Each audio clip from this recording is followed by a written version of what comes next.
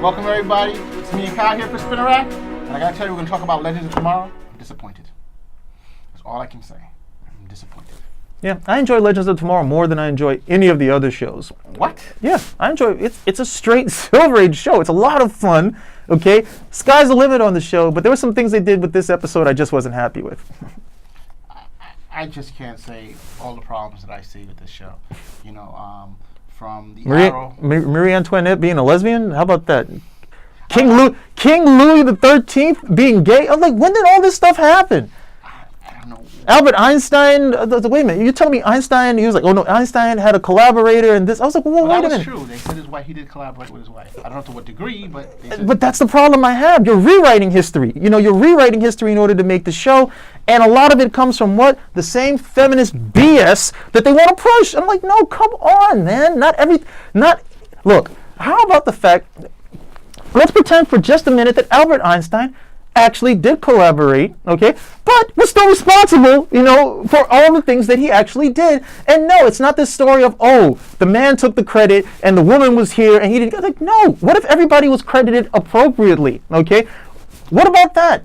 All right, and I mean, come on. It's like really impugns the character of Einstein just so you can come along with this, you know, bent for today. And then, come on, Marie Antoinette and the king are both bisexual from what you're telling me. I'm like, good grief. I'm like, no, I don't want to see this. I don't want to see it, especially not with historical figures, okay? If you've got some documented, hard evidence, proof that these guys were over here breaking down the king's back doors, I'm all for it. Until then, all you're doing is feeding this particular agenda, and I don't watch the show for your BS agenda. I watch it for entertainment. I don't find it entertaining.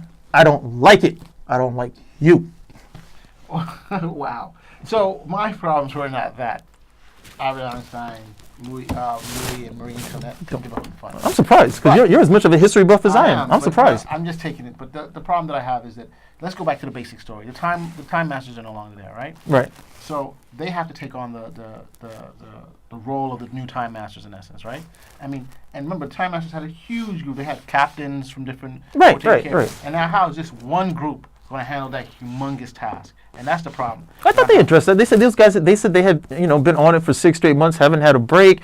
It's not going to be something that we can easily display. But I mean, to be quite honest, the Time Masters, we didn't really get to see just how functional they were. We just get to see the end of them. We didn't get to see exactly how much work they were doing. But we see the amount. We see there's a huge organization. They have people. They have different We saw a couple of captains, right? Two captains. I just can't imagine that just one crew. If it was that simple, then the Time Masters just had one crew going around. They had a whole academy where they got people together and doing different things.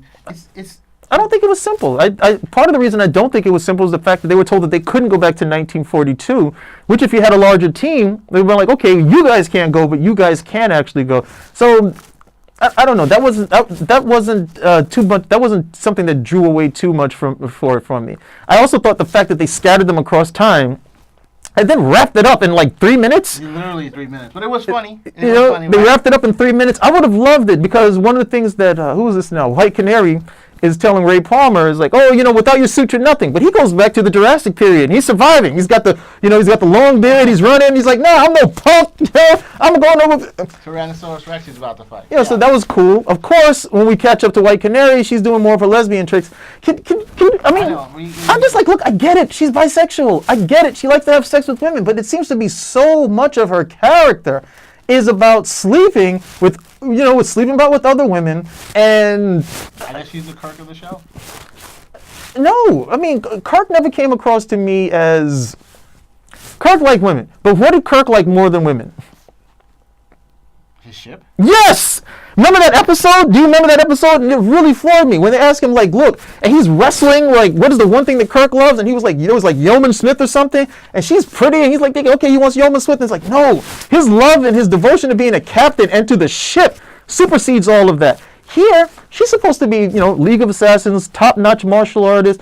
And if I had to summarize her based on what I've seen in that first episode, pretty much she's, bisexual woman, lesbian who likes to sleep with other chicks and turn them out. That's it.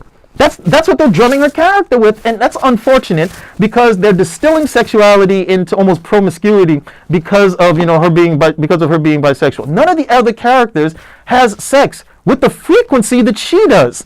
None of them. And she just happens to be bisexual. So, I have some, I don't need to see it. Show me more about her character.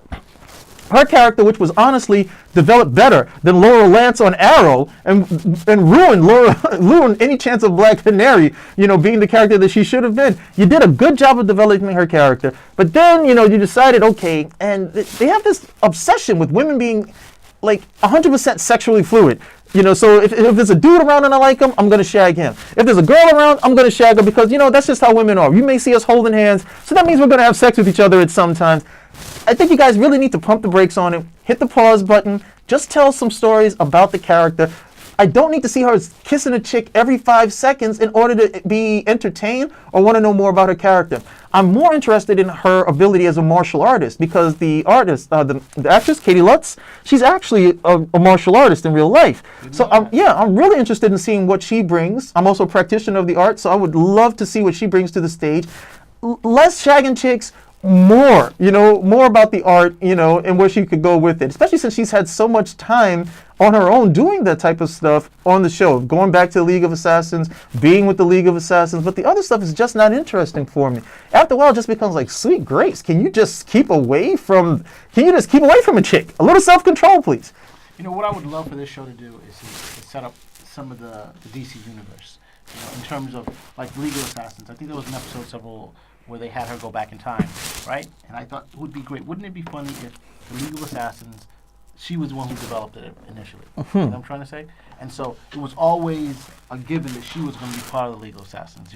She had to go through this whole... So you want a time paradox is what you want? Yeah, I'm just saying that to me, I would find that more interesting than what they're doing now.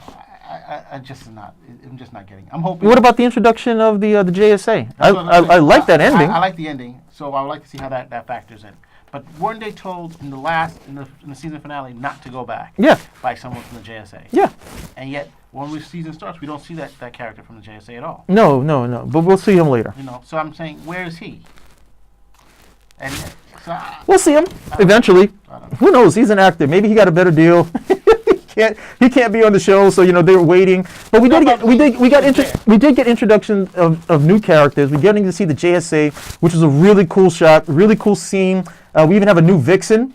This is past Vixen too. That might be why she doesn't look the same as the Vixen who was on the Arrow. I was wondering about that. That might be something to do with it as well. But we got the introduction there. I just don't. I don't like revisionist history. Okay, especially since I'm a history buff. I don't like the revisionist history.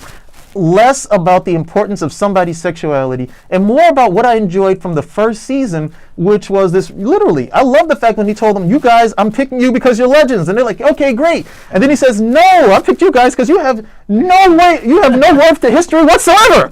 So if you die, it's not going to matter. You're not consequential to anything." And to see them still go out and pull it out. I actually love the relationship dynamic that developed between Ray Palmer and Hawkgirl. That, she went, they fall in love only to find out, look, it's never going to work with anybody except Carter. That's got to be a big blow for him, but he's such a really good, Ray Palmer, at least as Brandon Routh plays him, is such a pure-hearted guy that he's like, hey, I can take the lumps with that. Better to have loved and lost than never loved at all.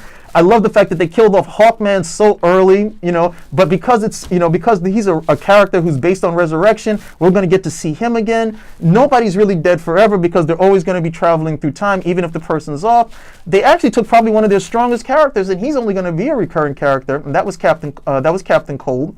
So there were a lot of things that I liked about it because it really kept me engrossed in what was going to happen next. Very adventurous, almost like swashbuckling, like one of those older swashbuckling pirate things you would watch with Errol Flynn and like Captain Blood to a certain extent, where just a lot of daring do. And then, the opener over here was just, for me, a big letdown. Stop letting real life influence fiction, okay? What's the world that you've created here?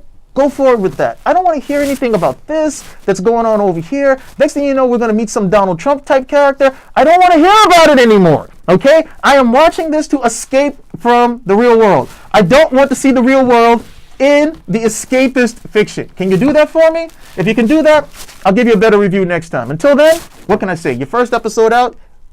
No, wasn't there. Didn't rack out. That's all I got to say. I agree.